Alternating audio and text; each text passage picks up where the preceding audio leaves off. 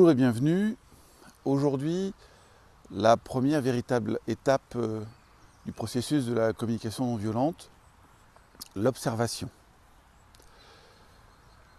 À cette étape, l'idée, c'est de réaliser une observation rigoureuse de ce qui nous fait réagir, de ce que nous pourrions appeler l'élément déclencheur. C'est-à-dire ce qui arrive, qui vient toucher à nos besoins et qui déclenche une émotion. L'intérêt d'être capable à cette étape de faire une observation rigoureuse, de nommer un fait, plutôt qu'une observation, une analyse, un jugement, un diagnostic, un étiquetage, c'est que plus nous serons capables de nommer un fait dans cette étape, plus il sera facile d'identifier le besoin.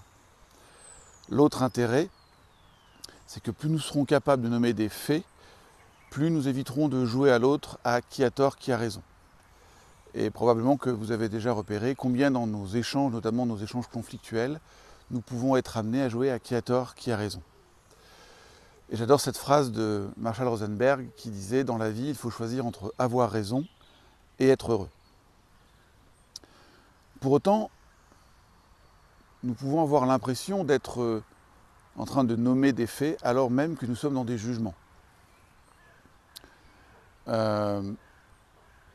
Dans les différents accompagnements que j'ai pu réaliser ou les formations, j'entendais des personnes répondre à ma question de qu'est-ce qui s'est passé ou qu'est-ce que la personne a fait, et des personnes me répondre elle m'a harcelé. Plus récemment, j'ai eu une personne qui me disait l'effet c'est que cette personne n'a pas de couilles.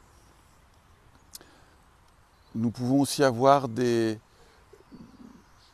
choses répétées depuis tellement longtemps que nous prenons ça pour des faits, alors même que ce sont encore des jugements, des interprétations. Par exemple, il ou elle est en retard. Tout ça, ce ne sont pas des faits. Alors qu'est-ce qu'un fait ? Un fait, c'est quelque chose que l'un de mes 5 sens va percevoir. C'est quelque chose que je vais voir, ou entendre, ou goûter, ou sentir, ou toucher. Nos sens n'interprètent pas, ils captent de l'information.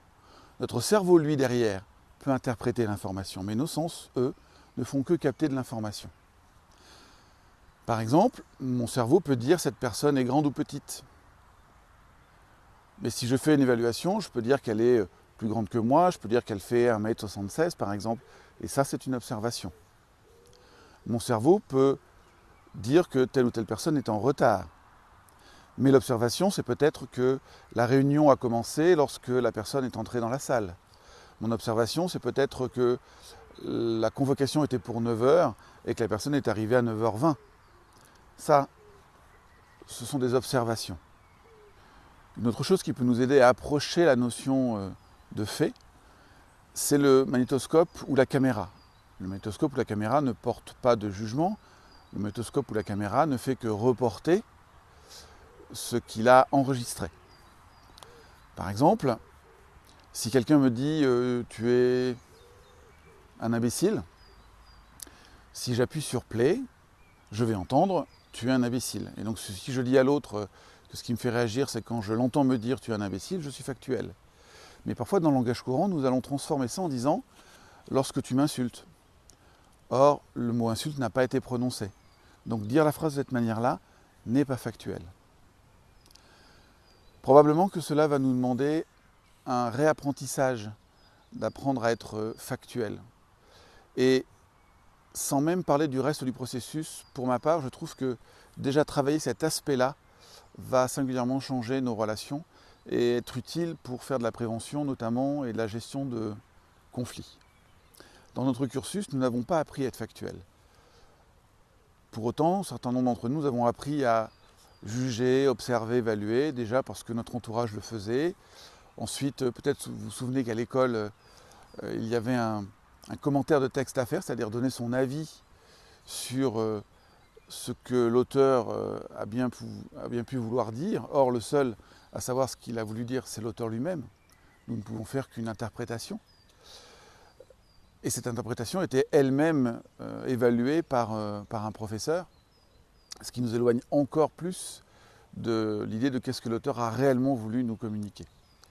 Nous pouvons parler de comment nous entendons quelque chose, mais nous ne pouvons pas être certain de ce que l'autre a voulu dire, le message qu'il a voulu faire passer dans ce genre de cas, sans l'avoir vérifié avec lui.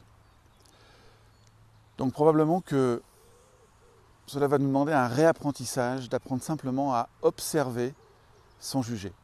Et Krishnamurti présentait cette capacité comme la plus haute forme d'intelligence, ce qui pour moi reflète bien la difficulté que cela peut être de simplement observer sans juger. Je vous souhaite un beau réapprentissage de l'observation. Je vous souhaite une très belle vie. À très bientôt. Au revoir.